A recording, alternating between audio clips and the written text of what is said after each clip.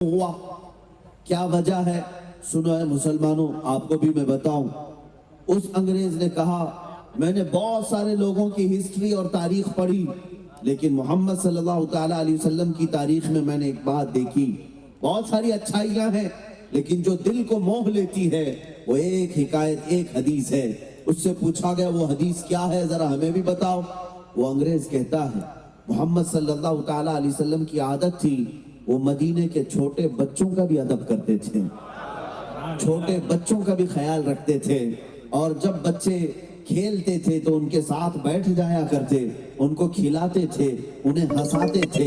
تجارت کے سفر سے جب بھی آتے تو بچوں کے لیے بھی کچھ نہ کچھ لے کر کے آتے تھے۔ ایک مرتبہ کا واقعہ بتاتا ہے، سنو، حدیث پاک میں ہے، وہ انگریز جس نے کتاب لکھی اور کہا مجھے سب سے زیادہ اگر کسی شخصیت سے اثر ہوا ہے تو محمد کی ذات ہے۔ کیوں؟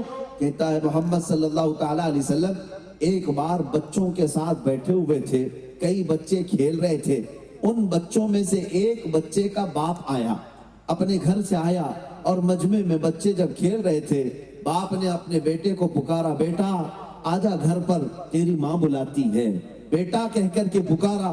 رسول پاک صلی اللہ تعالیٰ علیہ وسلم کھڑے ہو گئے اور اس آئے ہوئے شخص سے کہا کہ تو یہاں پر بیٹا کہہ کر کے مت پکارنا، بیٹا کہہ کر بچے کو مت پکار، اس کا نام جو ہے وہ لے کر پکار۔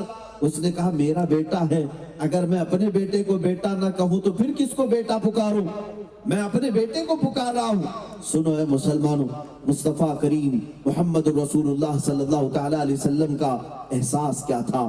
ارشاد فرماتے ہیں سچ ہے یہ تیرا بیٹا ہے، تو بیٹا کہہ کر پکار سکتا ہے لیکن اپنے گھر میں پکار، یہاں مت پکار، اس لیے کہ ان بچوں میں بہت سارے یتیم بچے بھی کھیل رہے ہیں جن کے باپ نہیں ہیں۔ اگر تو اپنا بیٹا کہہ کر پکارے گا ان بچوں کو اپنا باپ یاد آ جائے گا، انہیں کون بیٹا کہے گا؟